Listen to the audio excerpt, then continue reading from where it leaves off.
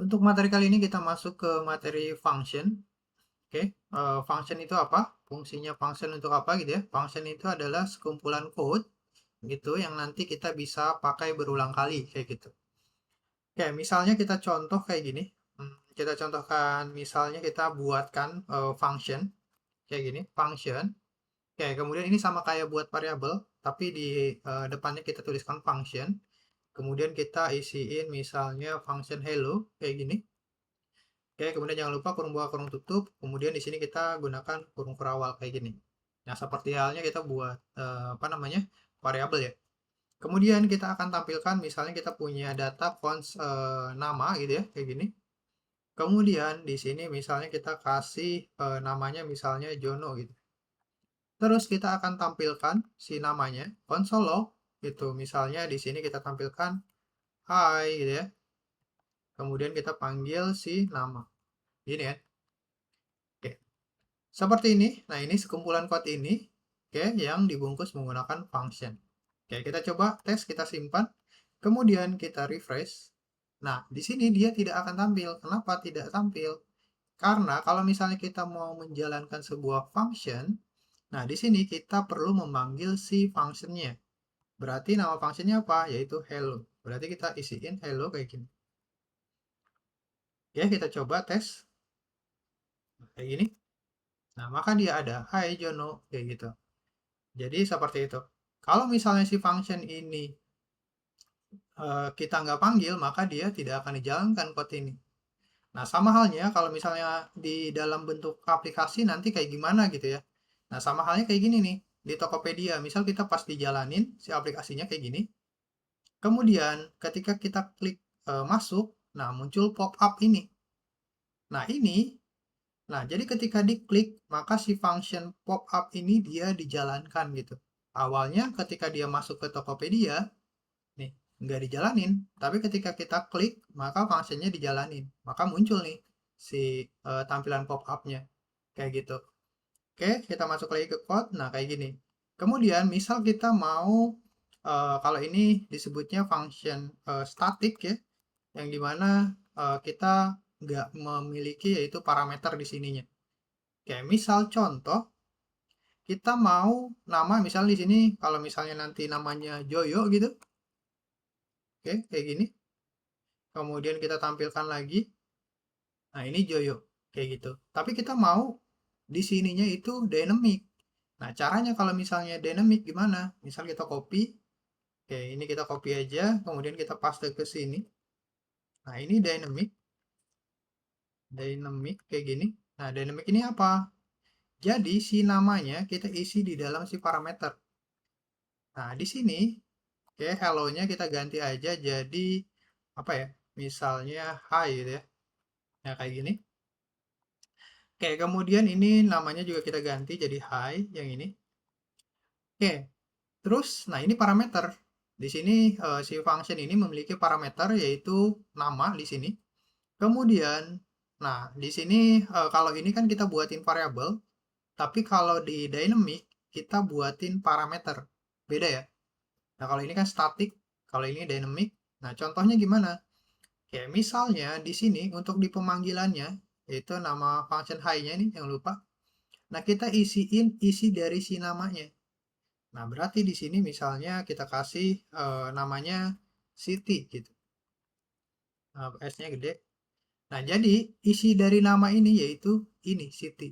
Kemudian kalau misalnya kita mau dua kali, di sini misalnya kita isiin lagi misalnya Samsul gitu, kayak gini. Nah, maka kalau kita cek ya, kita coba cek refresh. Nah, Siti kamu kemudian Samsul kayak gitu. Tapi kalau misalnya yang ini, kalau misalnya kita panggil beberapa kali juga, misal ini kita komen dulu yang ini. Ya, kita jalanin yang ini misalnya 3 kali. Oke, terus kita refresh.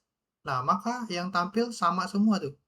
Hai Joyo, gitu. Tapi kalau misalnya isi dari code-nya, kita misalnya maunya beda-beda, maka kita buatin parameter di sini.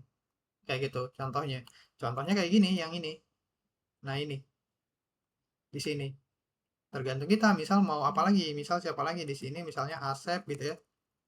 Oke, accept. Kemudian kita tampilin, maka I accept gitu. Jadi otomatis nih, tergantung dari pemanggilan siapa yang mau kita isi di sini. Kayak gitu. Nah, ini menggunakan dynamic. Ada lagi misal contoh kita mau membuat kayak mesin kopi deh, kayak mesin kopi di di kafe-kafe gitu ya. Misal kita punya function untuk buat kopi gitu, jadi kita nggak perlu lagi nulis ulang lagi code-nya gitu ya, sama kayak ini nih. Jadi lebih gampang gitu. Tinggal diisi di pemanggilannya aja. Misal contoh gini, kita punya function atau punya mesin kopi nih, yang dimana nanti ketika ada yang mau beli kopi, kita nggak perlu bikin mesin baru lagi gitu. Jadi cukup satu mesin, dia bisa bikin espresso gitu ya, americano gitu ya, latte kayak gitu. Jadi otomatis dia bisa bikin kayak gitu. Jadi tanpa perlu untuk americano mesinnya ini, kemudian espresso mesinnya ini, kemudian apalagi latte misalnya mesinnya ini kayak gitu. Nah, kalau misalnya kayak gitu sayang gitu ya untuk jadi budgetnya malah gede kayak gitu. Nah, sama kayak di code. Misal kita buatin function aja satu mesin, nanti bisa kita pakai berulang kali sesuai dengan datanya apa yang mau kita buat kayak gitu. Contoh langsung aja kita contoh kayak gini. Oke, buat copy seperti ini. Kemudian, nah di sini misalnya kita buatkan nih, kita kasih contoh manual dulu kayak gini.